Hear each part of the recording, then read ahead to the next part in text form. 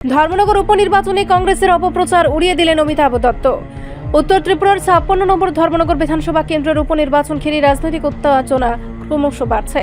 এই পরিস্থিতিতে বামফ্রন্ট ও সিপিআইএম প্রার্থী অমিতাভ দত্ত স্পষ্ট ভাষায় জানিয়েছেন, কংগ্রেসের তরফ থেকে তার মনোনয়ন প্রত্যাহার নিয়ে যে গুজব ছড়ানো হচ্ছে তা সম্পূর্ণ ভিত্তিহীন ও উদ্দেশ্য প্রণোদিত। তিনি বলেন, লড়াইয়ের ময়দান ছেড়ে পালানোর কোনো প্রশ্নই নেই, শেষ রক্তবিন্দু পর্যন্ত লড়াই চালিয়ে যাব। কিছু সূত্র দাবি করেছিল ২৬ তারিখে তিনি মনোনয়ন প্রত্যাহার করবেন, কিন্তু অমিতাভ দত্ত এই অপপ্রচারকে সরাসরি নাকচ করে বলেন এটি কংগ্রেসের ইচ্ছাকৃত বিভ্রান্তি ছড়ানোর কৌশল। তার বক্তব্যে উঠে আসে, বহু বছরের রাজনৈতিক হিংসা ও অরাজকতার পরিবেশ থেকে মুক্তি চাইছে সাধারণ মানুষ। গ্রামাঞ্চলের ঘরে ঘরে পৌঁছে তিনি গণতান্ত্রিক অধিকার রক্ষা, শান্তি ও উন্নয়নের জন্য ভোট দেওয়ার আহ্বান জানিয়েছেন। অমিতাভ দত্ত আরও দাবি করেন, সাধারণ মানুষ স্বতঃস্ফূর্তভাবে বামফ্রন্ট ও সিপিআইএম এর পাশে দাঁড়িয়েছেন। একই সঙ্গে তিনি বিজেপিকে প্রধান প্রতিপক্ষ হিসেবে চিহ্নিত করে অভিযোগ করেন, বিজেপির সংবিধান মানে না এবং দেশের গণতন্ত্রকে বিপন্ন করছে। তার মতে এই নির্বাচন আসলে মানুষের সাংবিধানিক অধিকার ফিরিয়ে আনার লড়াই।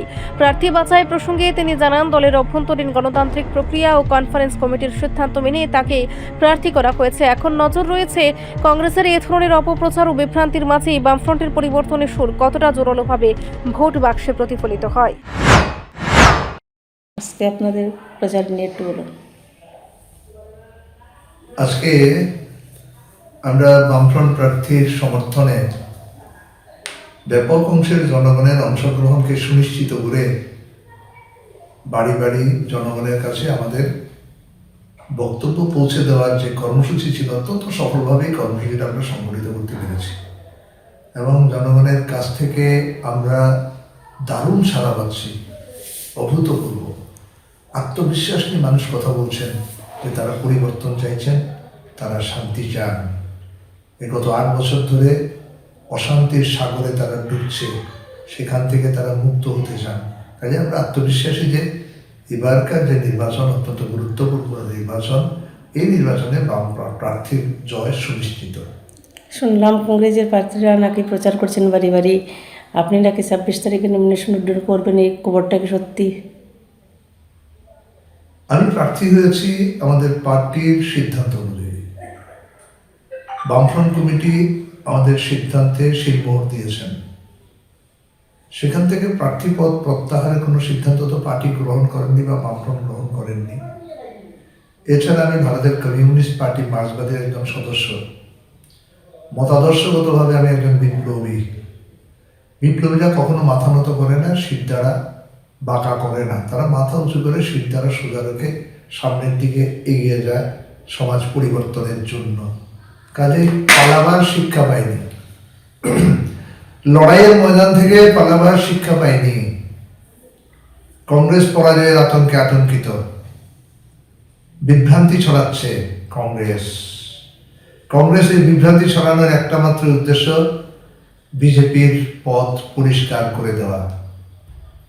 বিজেপির প্রতি মানুষ মুখ ঘুরিয়ে নিয়েছেন, বিজেপিকে মানুষ পরাস্ত করবেন, কংগ্রেস সহায়তা করছেন যাতে বিজেপি জয়ী হতে পারে। সামগ্রিকভাবে কংগ্রেসের সাথে নীতিগতভাবে আমাদের তফাৎ থাকলেও জাতীয় ক্ষেত্রে কংগ্রেসের সাথে আমরা জোটে রয়েছি। আমাদের এই নির্বাচনের প্রধান প্রতিপক্ষ হচ্ছে বিজেপি। বিজেপি সংবিধানকে মানে না, গণতন্ত্রের নিধনযজ্ঞ চলছে গোটা রাজ্য জুড়ে, গোটা দেশ জুড়ে, এবং আমাদের রাজ্যে তো আইনের কোনো শাসনই নেই। এই লড়াই আমাদের গণতন্ত্র পুনরুদ্ধারের, আইনের শাসন প্রতিষ্ঠার এবং সাংবিধানিক যে অধিকার, সেই অধিকারকে প্রতিষ্ঠিত করবার এই লড়াই। কাজে সেক্ষেত্রে এই নির্বাচনী ময়দান থেকে পালাতে পারে কংগ্রেস, আমরা তো পালাতে শিখিনি। আমরা পালাবো না, লড়াই করব যতক্ষণ পর্যন্ত দেহে বিপ্লবী চেতনা রয়েছে। কাজে আপনি নিশ্চিন্ত থাকুন, এই লড়াইয়ে বিজেপির বিরুদ্ধে যে লড়াই, সেই লড়াইয়ে আমরা ধর্মনিরপেক্ষ, গণতান্ত্রিক, শান্তিকামী সমস্ত শক্তির কাছে আমরা আহ্বান রাখছি, তারাও যেন এই নির্বাচনে বামফ্রন্ট প্রার্থীর পক্ষে তাদের রায় ঘোষণা করেন। ধন্যবাদ। রিপোর্ট সংবাদ প্রতীক্ষা।